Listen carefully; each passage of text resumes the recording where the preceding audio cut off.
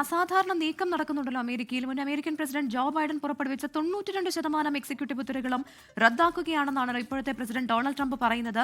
വായിച്ചു നോക്കാതെ auto pen സംവിധാനം ഉപയോഗിച്ചാണ് ബൈഡൻ ഉത്തരവുകളിൽ ഒപ്പിട്ടത് എന്നുള്ള ആരോപണവും ഡൊണാൾഡ് ട്രംപ് ഉന്നയിക്കുന്നുണ്ട്. ഇതൊരു അസാധാരണ നീക്കമല്ലേ? അങ്ങനെയെങ്കിൽ ഏതൊക്കെ ഉത്തരവുകളെ ആയിരിക്കും പ്രധാനമായിട്ടും ഇത് ബാധിക്കുക? പ്രവിധ ഇപ്പോൾ ഈ വൈറ്റ് ഹൗസിലെ മുൻ പ്രസിഡന്റുമാരുടെ ചിത്രങ്ങൾ ഡൊണാൾഡ് ട്രംപ് ഈ ഓവൽ ഓഫീസിലേക്കുള്ള വഴിയിൽ ആ ഭിത്തിയിൽ തൂക്കിയിട്ടുണ്ട്. അവിടെ ബൈഡന്റെ ചിത്രത്തിന് പകരം മറ്റു പ്രസിഡന്റുമാരുടെ എല്ലാ ചിത്രങ്ങൾക്ക് ശേഷം ബൈഡന്റെ ചിത്രം വരുമ്പോൾ അതിന് പകരം നമുക്ക് കാണാൻ സാധിക്കുന്നത് ഒരു ഓട്ടോ പെന്നാണ് ബൈഡന്റെ പേരിനോടൊപ്പം വെച്ചിരിക്കുന്നത്.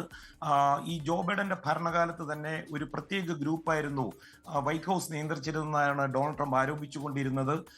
എക്സിക്യൂട്ടീവ് ഓർഡറുകളൊക്കെ ഒപ്പിടാൻ ഉപയോഗിക്കുന്നത് ഓട്ടോ പെൻ ആയിരുന്നുവെന്ന് ഡൊണാൾഡ് ട്രംപ് ആവർത്തിച്ച് പറയുന്നുണ്ടായിരുന്നു. ഇപ്പോൾ ട്രംപ് ബൈഡൻ ഒപ്പിട്ട 92% എക്സിക്യൂട്ടീവ് ഓർഡേഴ്സും ക്യാൻസൽ ചെയ്യുകയാണെന്ന് പ്രഖ്യാപിച്ചിരിക്കുകയാണ്. പ്രസിഡന്റിന്റെ അനുമതിയോടെ അല്ലാതെ ഈ ഓട്ടോ പെൻ സംവിധാനം ഉപയോഗിക്കുന്നത് നിയമവിരുദ്ധമാണെന്നാണ് ഡൊണാൾഡ് ട്രംപ് പറയുന്നത്. ഓട്ടോ പെൻ ഈ പ്രോസസ്സിൽ ബൈഡന് അറിവുണ്ടായിരുന്നില്ല എന്നും ട്രംപ് പറയുന്നു.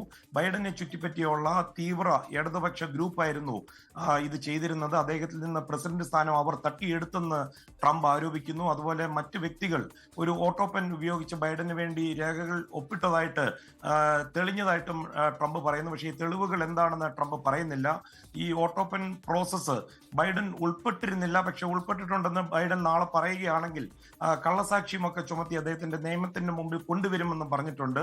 അമേരിക്കയിൽ ഇപ്പോൾ അറിയാലോ, വൈറ്റ് ഹൗസിന്റെ മുന്നിൽ ദേശീയ ഗാർഡുകൾക്ക് നേരെ നടന്ന വെടിവെപ്പിൽ ഒരാൾ കൊല്ലപ്പെടുകയും ചെയ്തു. അതുകൊണ്ട് തന്നെ ഈ അമേരിക്കയിലേക്ക് വരുന്ന അഫ്ഗാൻ പൗരന്മാരെ ടാർഗറ്റ് ചെയ്തുകൊണ്ടുള്ള പ്രസ്താവനകൾക്കിടയിലാണ് ഇതുമായി കണക്ട് ചെയ്തുകൊണ്ടുള്ള ട്രംപിന്റെ ഈ പുതിയ പ്രഖ്യാപനം. തന്നെയുമല്ല, ഈ കുറ്റവാളികൾക്ക് പൊതുമാപ്പ് കൊടുക്കാൻ ബൈഡൻ അറിയാതെ ഒരു സംഘം ഓട്ടോ പെൻ ഉപയോഗിച്ചുവെന്ന് നേരത്തെ ആരോപണം ഉണ്ടായിരുന്നു. ബൈഡൻ അത് നിഷേധിച്ചിട്ടുണ്ടായിരുന്നു. ട്രംപിന് ഈ ബൈഡന്റെ കുടുംബാംഗങ്ങൾ ഉൾപ്പെടെ അദ്ദേഹം നൽകിയ ഡസൻ കണക്കിന് പൊതുമാപ്പുകൾ റദ്ദാക്കുവാനുള്ള സാധ്യതയുണ്ട്. അതൊരു വലിയൊരു നിയമ പോരാട്ടത്തിലേക്ക് നീങ്ങുവാൻ സാധ്യതയുണ്ട്. ഇപ്പോൾ ഞാൻ നോക്കുമ്പോൾ എൻ്റെ ഓർമ്മ ശരിയാണെങ്കിൽ കൃഷ്ണ ഉൾപ്പെടെയുള്ള ഒരു സംഘം മാധ്യമപ്രവർത്തകർക്കൊക്കെ ഈ വിസ അപ്രൂവൽ ചെയ്തുകൊണ്ടുള്ള ഉപ്പടിയിൽ നടന്നതും ബൈഡന്റെ ഭരണകാലഘട്ടത്തിലായിരുന്നു. മധു കൊട്ടാരക്കര, അത് പറയുമ്പോൾ എന്തായാലും ഈ മൂന്നാം ലോക രാഷ്ട്രങ്ങളിൽ നിന്നുള്ള പൗരന്മാരെ ഇനി എന്റെ കുക്കിന് ജീവനുണ്ടെങ്കിൽ അമേരിക്കയിലേക്ക് കൊണ്ടുവരില്ലെന്നാണല്ലോ ഇപ്പോൾ ട്രംപ് പറഞ്ഞിരിക്കുന്നത്. ഇന്ത്യ ഇപ്പോഴും മൂന്നാം ലോകമായിട്ടാണോ കാണുന്നത്? ഈ മൂന്നാം ലോക രാഷ്ട്രങ്ങൾ എന്ന് പറയുമ്പോൾ എന്താണ് ട്രംപ് ഉദ്ദേശിക്കുന്നത്? ഇന്ത്യയുടെ ആ ഒരു പുരോഗതി ഒന്നും മനസ്സിലായിട്ടില്ലെന്ന് വേണോ കരുതാൻ, അതോ ഇന്ത്യ അതിൽ ഉൾപ്പെടുന്നില്ലേ?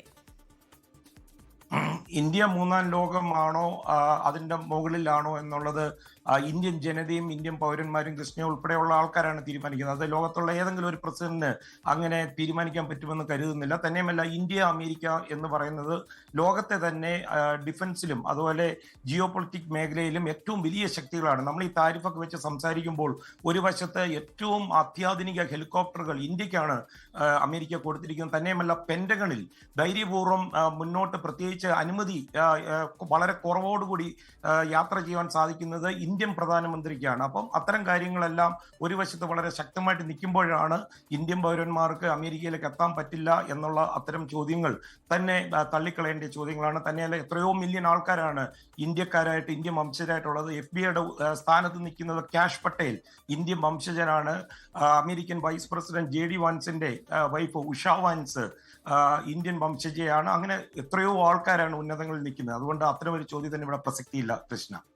ശരി, അപ്പൊ എന്തായാലും ഇന്ത്യക്കാരെ ആ തീരുമാനം ബാധിക്കില്ല. കുടിയേറ്റ നിയന്ത്രണങ്ങളുമായി ബന്ധപ്പെട്ട് ഇനി കുടിയേറ്റ നിയന്ത്രണം കർശനമാക്കും എന്നാണ് ട്രംപ് പറയുന്നത്. ഒപ്പം തന്നെ വളരെ പരിഹാസപൂർവ്വമാണ് ജോ ബൈഡന്റെ പൗരൻ അമേരിക്കയിൽ നടത്തിയ ആക്രമണവുമായി ബന്ധപ്പെട്ടാണ് അത്തരത്തിലൊരു തീരുമാനത്തിലേക്ക്, അഫ്ഗാൻ പൗരനല്ല, വംശജനായിട്ടുള്ള അയാൾ നടത്തിയ ആ ഒരു ആക്രമണത്തിന്റെ പശ്ചാത്തലത്തിലാണ് ഇത്തരത്തിലൊരു തീരുമാനത്തിലേക്ക് ഇപ്പോൾ ട്രംപ് കടന്നിരിക്കുന്നത്. എന്തായാലും സൂക്ഷ്മ പരിശോധനയ്ക്ക് ശേഷം മാത്രമേ ഇനി വിസകൾ അനുവദിക്കൂ എന്നുള്ള ആ ഒരു നിർദ്ദേശമാണ് ട്രംപ് നൽകിയിരിക്കുന്നത് എന്നാണ് മനസ്സിലാക്കുന്നത്.